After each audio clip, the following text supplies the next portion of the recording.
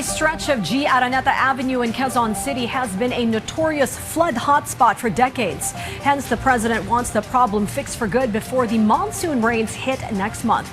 Our Kenneth Paciente has more on the president's status inspection on the flood control project earlier today. Flooding has become a traumatic experience for Linda and residents of Barangay Tatalon in Quezon City whenever severe weather strikes.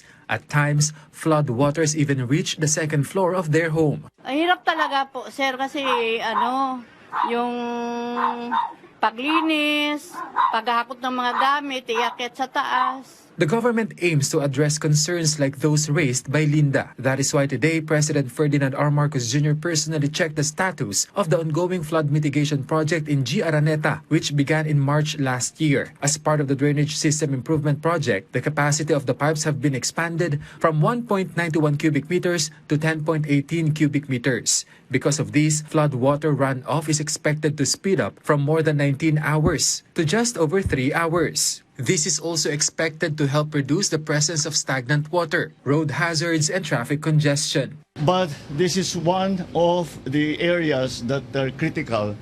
Kaya ito, nandito tayo.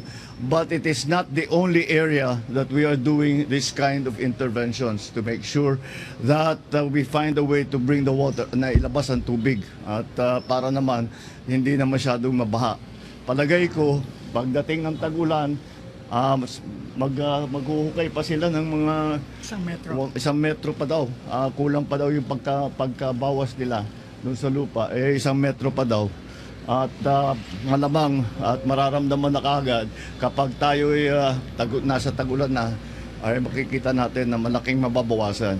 There will also be 2 pumping stations temporarily installed in the area. But according to the president, meron na tayong pump dito, may bomba na rito para pagka meron na namang tubig na dumarating dito dahil dito historically pagka masyadong malakas ang ulan o kahit na may ulan, basta may ulan lang, baha agad dito Kaya kailangan natin itong pumping station. Sa susunod siguro ay itong pumping station, temporary lang ito. Sa susunod ay gagawin natin permanent sa malapit-lapit sa San Juan River. President Marcos Jr. also emphasized that while Metro Manila is being prioritized, flood mitigation efforts are also simultaneously being carried out in different parts of the country. This is only one part of the interventions that we will be making. Isa lang ito, napakarami ng ganito na ginagawa natin around Metro Manila at saka sa buong Pilipinas. And that is a way to find a way to flood control.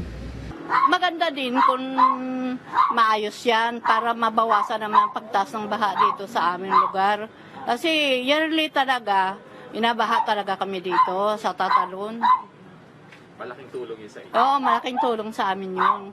Sana naman, hindi na kami mabaha. The 758-meter project cost more than 482 million pesos and is expected to be completed by the end of the month. Alongside the implementation of flood control projects, the government continues to focus on issues of corruption involving flood control projects. Gagawin natin yung trabaho natin para mapanagot sa tulong ng Ombudsman at ng DOJ. Nakita nyo na naman, itong mga nakaraan, dahan-dahan nagagabas na ng DOJ at ng Ombudsman ng mga kaso. So tuloy-tuloy ang cooperation natin doon. Kenneth Paciente from the National TV Network for a new and better Philippines.